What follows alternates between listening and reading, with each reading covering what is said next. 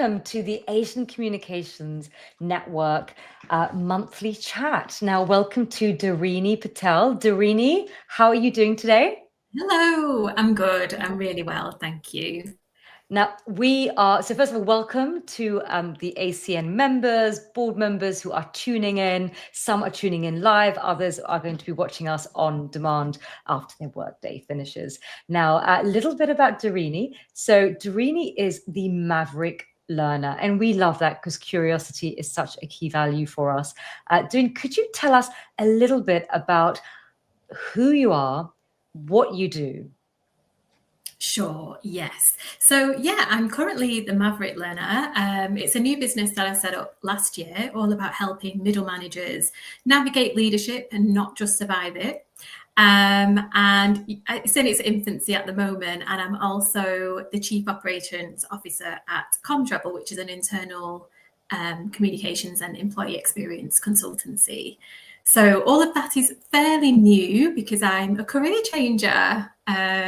So yeah, I built my career for 15 years at the Department for Education. So a couple of years ago, I decided to have a bit of a change and try something new, hence why Maverick Learner is pretty new. And yeah, I'm enjoying it. And what made you decide to do that pivot? Because so many of us, we enter into these inflection points in our life where we're on a path and all of a sudden we just don't feel it's quite right, the path. And then and it's quite scary. Some people actually don't move from their sort of path because, that unknown, as well as you've built up skills and networks and, an experience in one path. So what made you decide to switch? And what advice would you give to people who are also thinking, maybe I need to make a switch, but I'm just not 100% confident about it? Yeah, it wasn't an easy decision. But basically, I mean, as you say, I built my whole career at the civil service pretty much. I worked in higher education for a few years after I graduated from university.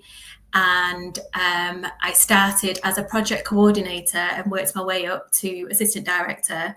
And so I was on the trajectory really to become a senior civil servant, which is what my ambition always was. And then in 2020, of course, COVID hit and it impacted all of us and made many of us reflect on what we really want out of life and our careers and things. And I think that was the kind of the pivotal point really, where I was thinking, do I want to spend another X number of years working in government, or actually is this now the time to try something new? And if it doesn't work out, I could just always go back because I'll always have my skills that I've built up over the years. So, and it also wasn't an overnight kind of I'm going to leave now. It was always a staged, staggered move. So I switched to part-time to kind of give a bit of a taster of whether it's something that I could do and if I would enjoy doing part-time work within CommsRebel at that time. And then I took a career break for 1 year, which is really great advantage of having worked in civil service, one of the many privileges that we get. And I did that for 1 year and then decided that it was time to try it full time. And I've not looked back, to be honest. Fantastic. And Dharini, you spent 15 years and 1 month at the Department of Education. Do you think there's such a thing as being institutionalized? Oh, 100%, 100%. I could feel myself getting that way probably halfway through my career, very conscious of it. But actually at the same time, because I was conscious of it, I didn't stay in one particular job throughout. I was always switching jobs. I'm very lucky that I've worked in policy programs, operational with academies, social work, social care side, social workers.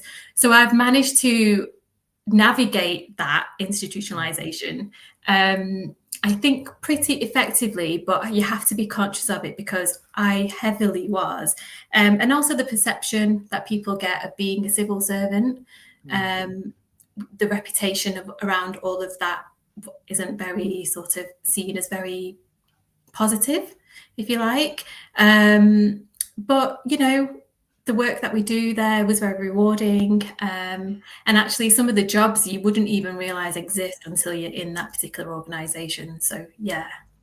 And so you're incredibly brave, because not only leaving Department of Education, really safe job, safe department, you built up all that sort of, that capital within the department.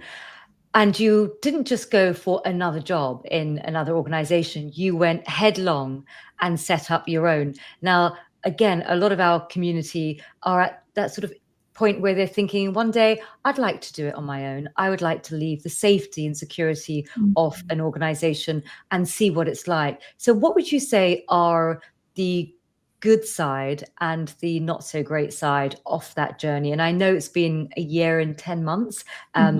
In your founder journey for the Maverick Learner, but just for those people who just want to, lift that sort of curtain to know what the reality is like. Yeah, and as I say, I had to take a really considered approach to doing this, hence why I went to part-time, then do a career break. And the time that I left, the stars just aligned in that CommsRebel needed additional support. So it kind of felt like, oh, actually, part-time works out well for me. So advice there would be, I wouldn't just head on jump first into trying out something brand new without a taster of it, hence the part-time aspect. So that was fortunate. The real positives are that I was able to trial and test things that worked for me. I didn't know that I was going to start the Maverick Learner when I actually left my career. It just gave me an opportunity to really think about my skill set and what I actually really wanted to do. And I've always managed teams for years and years. So I knew that the missing piece of the puzzle when you become a manager is actually training and development, and nothing really, you don't really get that on the job. You just have to kind of work your way around it. So hopefully I filled a bit of a hole there. And also the flexibility that comes with it is a huge positive, working for yourself, obviously. Some of the aspects which are can be challenging, or you have to work a way around. The biggest thing that I miss is my colleagues, and just having those corridor conversations that you're walking around in your office, seeing people, my friends, those relationships. You just can't really replace that when you're working at home in your own office alone. So that's probably the biggest thing that I miss. Yeah. So Dharini, how do you kind of like patch that? Like, how do you get your social fix? Because before you'd have the water cooler moments, you've got your colleagues. How do you patch that? Because it does, it can feel quite lonely. Yeah. So I started to join lots of different events. It was quite tricky, actually. I'm based in Manchester. So trying to find social events and professional networking events that had people similar to myself, where I was a career changer, I wasn't just starting out. So that took a little bit of navigating. But basically attending events where I could, joining communities like the ACN has really helped. And actually just being visible online, just on LinkedIn and Instagram, join TikTok, all of those sorts of things to try and put myself out there and get to know other people through building relationships online. And Dharini, I wanted to lean into the work that you do for the Maverick Learner. So a lot of people, they end up being really good at the technical parts of their job, and then they naturally just go through that sort of progression, that career progression in terms of promotions, because they're technically good at what they do. But actually, all of a sudden, they find themselves managing not only themselves, which they may have learned how to be good at, but having to manage other people as well as manage sort of projects. And so you help people in sort of navigating that change. What are the sort of advice that you want to give to people in terms of who are looking to take that step into, from middle management to leadership? Is it about self-awareness? Is it about learning about communication styles? Is it about learning about the dynamics of kind of like team psychology? What would you say, are the sort of pillars for a positive succession from sort of like management to leadership? Yeah, well, it's all of that, all of what you mentioned there. It's about trying to hone your skill set that you have, really understand what you are excelling in, what are your strengths, and lean into that. Effective communication, 100%, with managing upwards to senior leadership teams, but also within your own teams. Just having difficult conversations, all of those aspects of it. Emotional intelligence is a huge one, which doesn't get talked about often, actually. And there's so many managers out there that don't even realize that they have low emotional intelligence.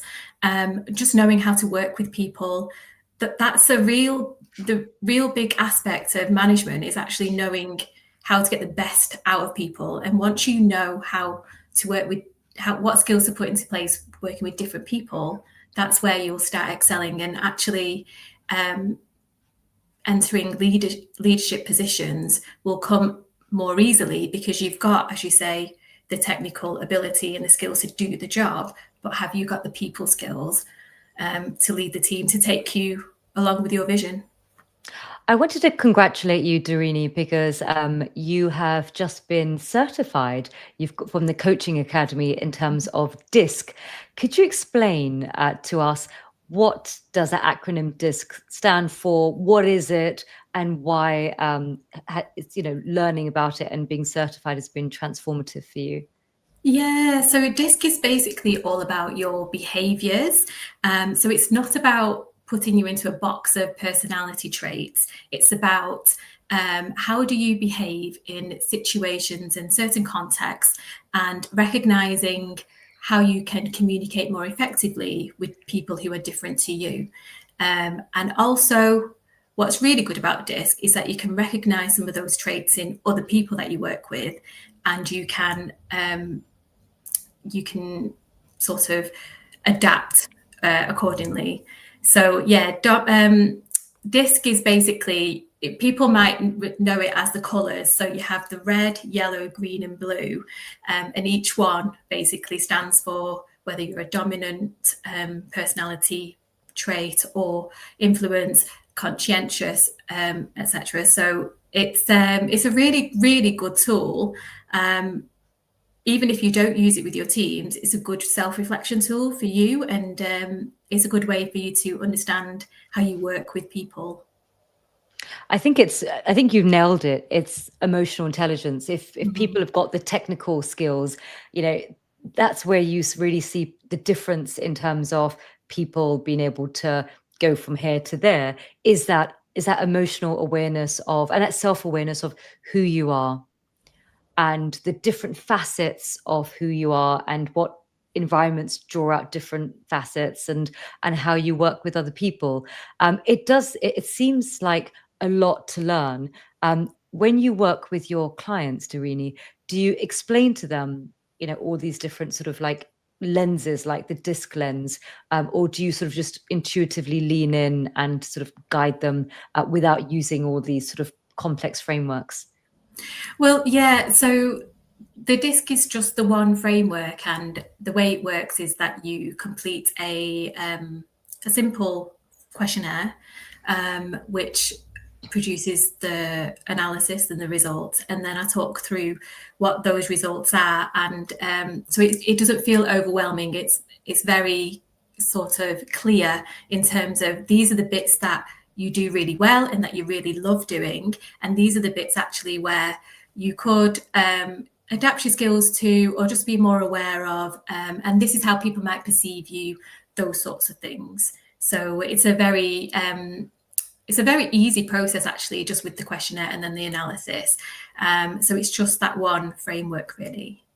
So I follow you on LinkedIn, and I would say all those who are listening, please do follow Dharini Patel, because you share such good insights, and I've come across the DISC, and I didn't realize that, so the D is dominance, I is influence, S is steadiness, and C is conscientiousness. But what's also quite important is that you also share a lot of tools and templates, and also your newsletter, if you wanted to let us know, because for those of us who want to self-develop as managers, as leaders, what resources do you have, Dharini, for people who want to learn more? and better Yeah. themselves? Yeah, so I'm also on Instagram and TikTok, so I do share like daily, regular tips on there, like management hacks and those sorts of things. My tools and resources are available at the Maverick Learner on Substack now, actually. So I've just switched platforms, trying something new. But yeah, you can follow me over on Substack, where I do share a few personal stories about my career and my leadership. And also lots of advice around if you're looking for a promotion, if you're just applying for jobs, how to have challenging conversations, and also commenting on different article pieces and things that are kind of in the news within leadership and management, and what you might need to be aware of. So that's brilliant. So, anyone who's interested in leadership challenges, managing a team effectively, career progression, interview technique, team dynamics, decision making, any workplace issue, Dharini's the person. Now, I wanted to ask you about interviews. All of a sudden, I've been using LinkedIn for putting out like a job advert, and LinkedIn now has this feature of AI interviews. What do you think about that? And there's some of my friends who've been applying for roles, and they've been sort of talking about how it feels quite dehumanizing that you're being interviewed by an AI. Do you think that's going to be the future? Will you have to start training and teaching people interview technique, not with a human, but thinking that they're going to be analyzed by AI? What does the future of the workplace look like? Gosh, I know, it's absolutely wild. And actually, I heard a story the other day about people using AI for their giving responses to interview questions. Yeah. So I feel like the future will be an AI interviewing you and an AI giving responses back. And yeah, essentially it is dehumanizing, isn't it? Yeah. I think there's always going to be an aspect of human element in however you use AI. And if you want to use it effectively, then it's got to be there. And my response to when I heard about the interview responses being generated by AI and people just reading it out, is basically you have to prove that you can do the job when you're in the job. You're not always going to have that AI tool in your pocket, if you like, pulling your phone out every 2 minutes or on your laptop. So I think there's a place for it for sure. And I hope the human aspect doesn't get too lost in it. But if we can do a good balance of using AI to, effectively in job interviews and job applications, that's brilliant. But ultimately, you still need to have those skills where you know how to, managing teams, working with people, working with different personalities that we've touched on. All of that, you will still need somebody there to shape that conversation. Yeah, absolutely. So we're not entirely replaceable, which is good news. And Dharini, you, like many of us, juggle lots of different things. So you're the founder of the Maverick Learner, and you're doing brilliant consulting around the workplace, helping middle managers not become accidental managers, but lean into their natural sort of leadership style. I wanted to ask you about what leadership means to you. Do you think leadership, the style, is no longer what we traditionally thought, strong, tough, masculine energy, that leaders like Jacinda Ardern, New Zealander, former leader, actually taught us that actually you could be empathy led. There's lots of different ways to be a leader. You don't have to sort of, lean into traditional sort of masculine traits. Leadership to me is bringing out the best in people. Now, if you need to lean into certain traits to do that, as we said, different team members will have different personalities and you have to adapt accordingly. But I think on the whole, if you can balance bringing in your emotional intelligence, that technical aspect and technical abilities together, you will fly, and you will naturally bring out the best in people. And that's what I believe leadership is. And I think managers forget that they are shaping the next generation of future leaders, because when you've moved on, they will be moving up. And really, that's what it's all about. And rather than just getting the job done and not really caring about what's going on in someone's life and what's happening and if they've got the skills to do the job, it's all about trying to bring that team together and working towards the goal together. And actually, you'll have a harmonious team as well, and it'll make your life a lot easier. And you just mentioned accidental managers there, and there's something like 82% accidental managers, according to the last survey by CIPD earlier this year. So that's a lot of people who haven't had formal training as a manager. So anywhere you can train yourself, because a lot of people don't have budgets, etc., to do that. Whether you use My Resources or somewhere else, and you really need to do a lot of training and development yourself to get yourself in the best position possible. And Dharini, what would you say is the difference between a manager and a leader? Interesting question, Farzana, actually, because it's very hard to kind of distinguish between the two. Leadership to me is where you are setting the vision and you are asking people to come along with you to deliver that mission and that vision. The manager aspect is actually where you are using your skills to get people to do the actual outcomes of the work and to be there for your team. That will probably be my distinction between the two. But these days, they're very interchangeable. There's lots of managers out there who are playing great leadership roles, and vice versa. So you are also, in addition to being a founder of the Maverick Learner, you also are the Chief Operating Officer for CommsRebel. And so tell me about how you juggle both. Do you compartmentalize? Do you have certain days for certain things? Or are you just naturally really fluid and good at switching things? Because, as I think it's become much more common that so many of us are looking to do portfolio careers, to not have to just choose one thing and stick with it, but actually open ourselves up to doing a multitude of different work experiences. So tell us about that journey of not only 15 years at Department of Education and not only being incredibly brave and successful in setting up your own consultancy, but then on top of that having a dual sort of like role that you're working with.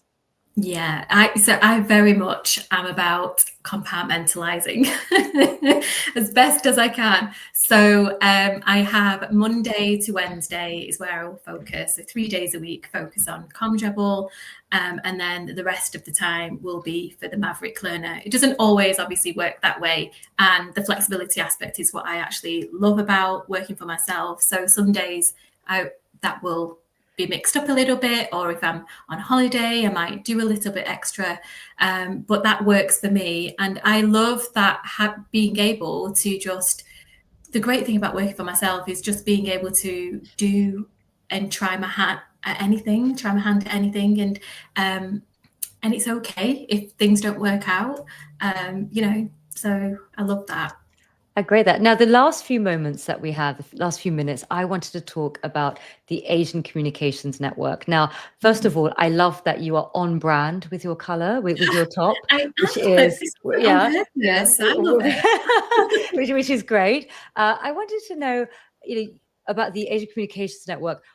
What has it, given you in the last year, and hopefully you're going to continue being a member, because there's people who are tuning in who perhaps aren't members and are thinking about it, and just an honest reflection on what actually being part of the Asian Communications Network brings you, what are the advantages and the benefits that have been personally resonant with you. So as we've talked about, I'm new into this comms creatives world. So I love that there's a group of people who are from that area, communications, marketing, PR, etc., that I can kind of just join and talk to you about what they do, or the variety of jobs that people have in this group, but also that community aspect is of having the common thread that brings us all together, knowing that we've all faced quite similar adversities or different adversities and how we've overcome those challenges, and the variety of where people actually work and the industries. So I love that, because I wouldn't have had that opportunity in any other space. And we mentioned earlier, well, I mentioned earlier that I found it quite tricky to find communities and event spaces where I could join and naturally fit in and kind of bring something to. And I feel like the ACN does that for me. And I particularly love the face-to-face events where I actually get to talk to a number of different people in person. Yeah. Oh, I think that's brilliant, and it's been such a great journey. It's been our 1 year anniversary, which is phenomenal, and we've got so much more planned, and we're putting together our event schedule, which is done by our co-founder Dharini Patel, which is going to look really exciting. And also, I think what's really important, Dharini, you mentioned that you're in Manchester, is our focus on not just being London centric, ensuring that not only do we have events outside London, but also digital, the ability to be able to connect with people no matter where they are, and people to tune in live or at a later date. Now, Dharini, the last few minutes that we have, I wanted to ask you about transformative experiences in your life. Name me a book that you have read and that has had this huge impact on you. Or it could be a thinker, or Yeah, just one. I am an avid reader, Farzana. I read a lot of books. But the one that probably stands out to me and that I would recommend people to read is The Chimp Paradox by Professor Steve Peters. And that is all about, I love learning about how our brain works and neuroscience, all of the meaning behind that. So he explains it in a very easy to understand way, about how our brains work and how we can tackle different challenges and how we can approach different situations and manage our chimp. Basically, we all have a chimp in our brain, and how do we manage it? So that would be that's a really great book, and one that I always reflect. And even now, I read it about 10 years ago, it's still such a brilliant book. Oh, fantastic. And so that's a great recommendation. And any last words that you'd like to leave behind, any message, or for people who want to get in contact with you, what's the best way? Sure, yes. So I'm on LinkedIn under Dharini Patel, and you can find me on the Maverick Learner on the other social platforms, Instagram, TikTok, and on Substack. And so if they're interested in terms of the consulting services that you do for the Maverick Learner, they'll find information about the services on your website? Yeah, well, I don't have a website actually, so it's all on Substack or my LinkedIn profile. You could just DM me on any of the platforms. That's brilliant. That's brilliant. Dharini, thank you so much for giving us your time. We are so proud of you. I mean, to go from 15 years at Department of Education to setting up your business and then juggling both your COO role as well as that, and also making the workplace a better place for people, better managers, better leaders, has an impact upon the culture of the entire organization. So it's a hugely positive sort of impact that you're making. So just a big, big thank you for being our inspiration, Dharini. Thank you so much. Thank you. Okay, all the best. Thanks. Take care. Bye-bye. Bye.